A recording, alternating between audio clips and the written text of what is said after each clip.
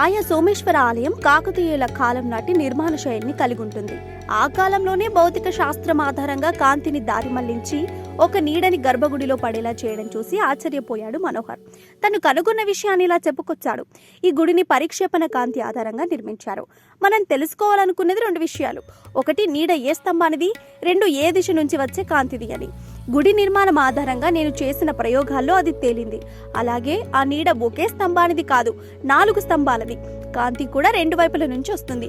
నీడ పడే గర్భగుడికి ఎదురుగా అంటే తూర్పు గుడి పక్కన 2 వైపుల నుంచి కాంతి లోపలికి వస్తుంది. ఇది 4 స్తంభాలకు తగిలి పరిక్షేపణం చెందుతుంది. ఆ పరివర్తనం అంతా గర్భగుడిలోని శివలింగంపై ప్రతిఫలించేలా నిర్మాణం చేశారు. ఇక్కడ మళ్ళీ 2 అనుమానాలు.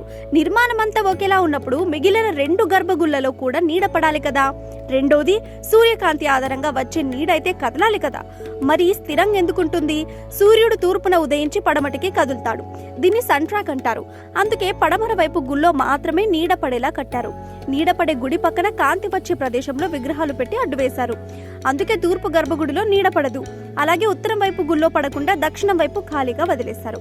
అటువైపు కూడా కట్టుంటే ఉత్తరం గుళ్ళో కూడా నీడ పడేది. వాహ్వా! ఆ కాలంలోనే భౌతిక శాస్త్రం ఆధారంగా అద్భుతమైన కట్టడాన్ని నిర్మించిన కుందూరు చోళులకు హ్యాట్స్ ఆఫ్. అందరికీ నమస్తే. ప్రస్తుతం మనం నల్గొండలోని శ్రీ ఛాయ సోమేశ్వర స్వామి వారి ఆలయంలో ఉన్నాము. ఈ ఆలయం యొక్క విశిష్టత ఏంటి అనేటువంటి విషయం ఆలయ యొక్క అర్చకుల్ని గారిని అడిగి తెలుసుకుందాం. ప్రస్తుతం మనతో పాటు ఆయన ఉన్నారు. నమస్కారం అండి. ఈ ఆలయం యొక్క విశిష్టత ఏంటి, దీని యొక్క మిస్టరీ ఏంటండి? ఓం నమ శివాయ. వాగర్త విభసంపర్త వాగర్త ప్రతిపతయే జగత పితర వందే పార్వతీ పరమేశ్వర.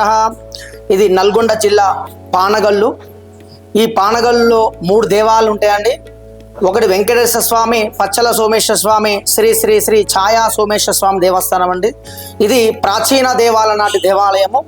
దాదాపు 11వ శతాబ్దం నాటి దేవాలయము, 1000 సంవత్సరాల నాటి దేవాలయము.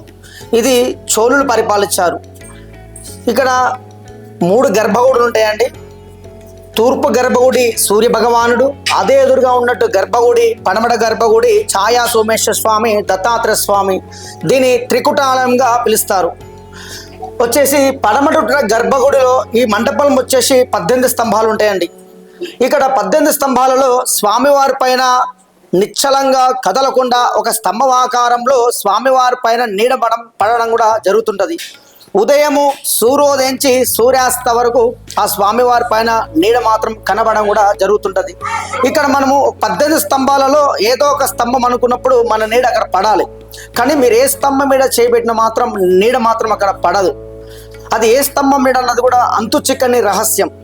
విదేశాల నుంచి శాస్త్రవేత్త సైంటిస్ట్ వాళ్ళు వచ్చినా సరే ఈ ఛాయ మాత్రం వాళ్ళ కూడా ఛేదించలేపారు. ఈ దేవరహస్యం. ఇది గుడి ప్రాముఖ్యత అండి ఇది. ఎందుకంటే మీరు ఒక స్తంభం అనుకున్నప్పుడు మీ నీడ అక్కడ పడాలి. మీరు ఏ స్తంభం మీద చేయబెట్టినా సరే మీ నీడ మాత్రం అక్కడ పడదు.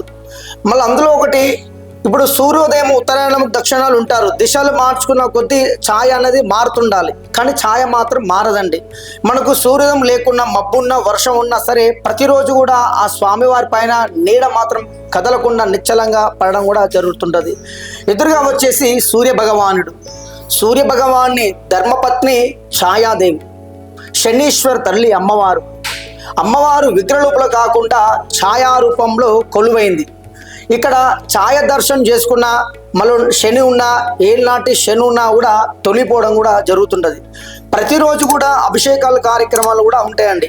6 గంటల నుంచి మధ్యాహ్నం 1 గంట వరకు మీ స్వస్థాల చేతుల మీదుగానే అభిషేక కార్యక్రమం కూడా ఎక్కువగా ఏ రోజుల్లో ఆలయానికి భక్తులు దర్శనానికి వస్తుంటారు? ఇక్కడ సోమవారం అండి, ఆదివారము, మాస శివరాత్రి, శివుడి నక్షత్రము ఆరుద్ర నక్షత్రము, మళ్ళీ ఏమైనా పర్వదినాలు ఉంటే మాత్రం ఈ గుడికి చాలా ఫ్లోటింగ్ కూడా జరుగుతుంది. అందులో ఒకటి శివుడికి ప్రీతికరమైన కార్తీక మాసం. ఆ మంత్ నెల మొత్తం కంప్లీట్ గా ఫుల్ ఫ్లోటింగ్ ఉంటుంది. మళ్ళీ శివరాత్రి, మహాశివరాత్రి నాడు స్వామివారి విశేషమైన శివరాత్రి. ఒక లక్షలాది మంది భక్తులు కూడా రావడం కూడా జరుగుతుంటది. అదేవిధంగా మొక్కులు కూడా చెల్లింపులు కానీ స్వామివారి సమర్పణ కానీ. అండ్ మరొక విషయం ఏంటంటే గర్భగుడిలోకి, స్వామివారి గర్భగుడిలోకి సర్పం కూడా వచ్చి వెళ్తూ ఉంటుంది అని విన్నాము.